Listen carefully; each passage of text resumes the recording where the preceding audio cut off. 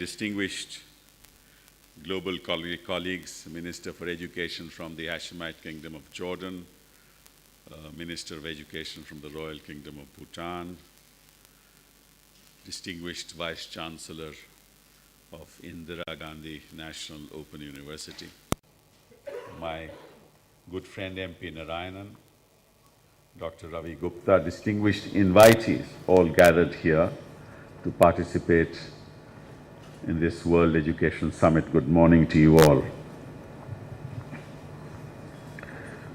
When I reflect on what is happening globally in the education sector,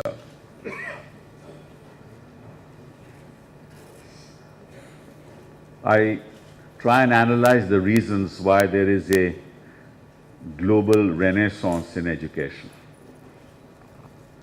One of the reasons why this is happening is that for the first time in the history of civilization,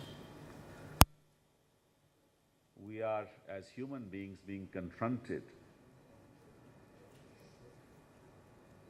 with a situation where we realize that unless the global community works together, we'll not be able to solve the problems of tomorrow. This renaissance is taking place for the simple reason that knowledge is at the forefront of all solutions.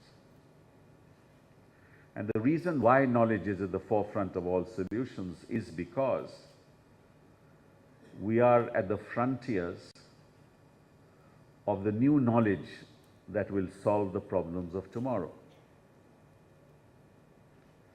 We cannot afford, as human beings, to continue business as usual.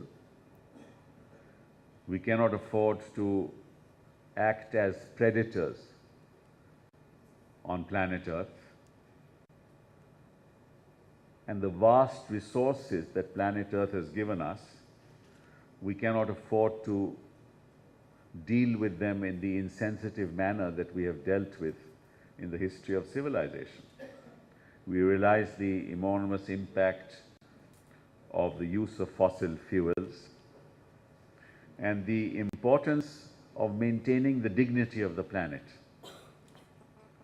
And for that we need new solutions, because otherwise our way forward will be to hell, as we will be in fact destroying planet Earth and in that sense destroying ourselves. So we are, as we realize today after 21 centuries, on the path of self-destruction. And if we are on the path of self-destruction, we need new knowledge to deal with it. Whether it is moving away from the exploitation of fossil fuels to have green technology solutions for energy, or new knowledge in the field of agriculture to feed almost 9 billion people who will be on planet Earth by 2050. Or for that matter, to ensure that the building materials which are the source of global warming are such that they do not absorb the heat of the sun and therefore don't reflect that heat in the atmosphere. To ensure that the ozone layer doesn't get destroyed to save ourselves, to ensure that the ice doesn't melt in the Antarctica and the Arctic to destroy the balance of planet Earth, to ensure that our water currents in the oceans function for change of climate, to bring rain and succor to people in various parts of the world. All these challenges that we face require new knowledge. And because they require new knowledge, the only way to do it is to conquer the new frontiers of knowledge. And that can happen only in educational institutions. It can't happen anywhere else. It can't happen in the chambers of commerce of FICCI or CII or the American chambers of commerce. They will want things to happen as usual because there's a lot of profit at the end of the road. But we need to ensure that the profit that we are looking for is for successive generations to preserve themselves and to preserve planet Earth. This is the genesis of the renaissance that is taking place in the field of education.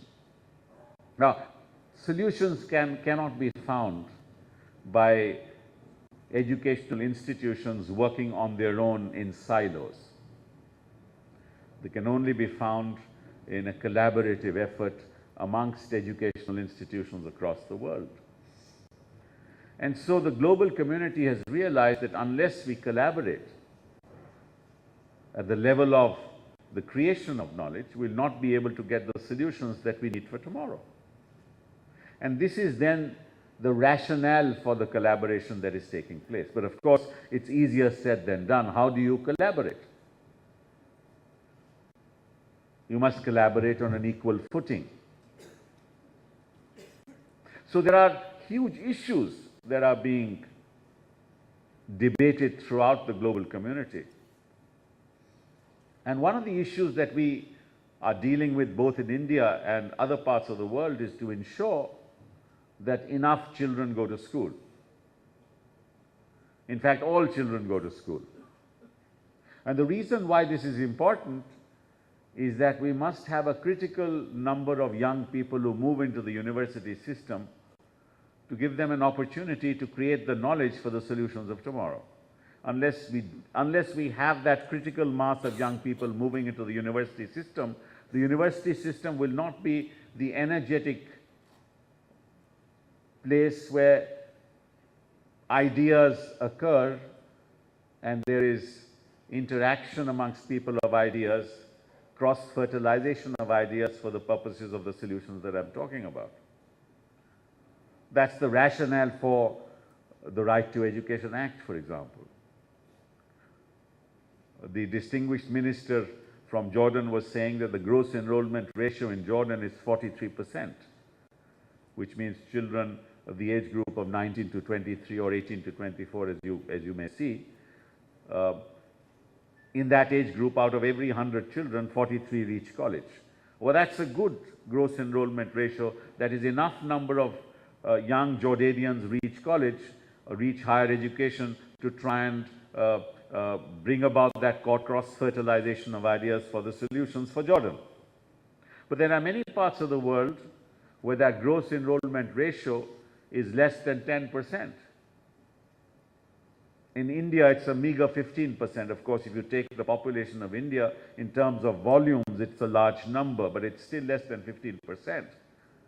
And we, through the Right to Education Act and through other measures like Sarv Shiksha Abhiyan, are trying to ensure that by 2020, this gross enrollment ratio moves from 15% to 30%, which will allow about 45 million children of that age group that I'm talking about to go to college, which is a fairly critical mass of young people moving to the university system. The teaching that goes on in those institutions, we can't, for example, afford to have one teacher for 100 children. We must ensure that the teacher-pupil ratio is less than 30. That requires huge number of teachers to be engrafted into the system. We are at this point in time short of about 500,000 teachers in the country. Now, unless you are able to do all these things at the same time, we'll not be able to give the kind of quality education that we are talking about.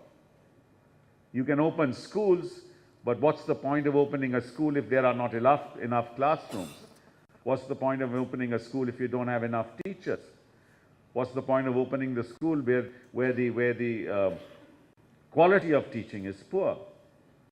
So you must ensure that the teachers who are recruited have the requisite qualifications to teach, not the class 12 pass teacher or the class 10 pass teacher who is appointed ad hoc and teaches school children without knowing much about the purpose of education. These are very, very serious issues that we need to address as a nation. And we are confronted with those issues as I talk. And there's a whole national effort taking place in collaboration with state governments to ensure that in the next 5 years or so, we are able to impart the kind of quality education that I'm talking about and ensure that there is 100% access to all children. Of course, the big challenge is how do you teach children who are in remote areas? And of course, there are social barriers. A lot of parents don't want their young girls to go to school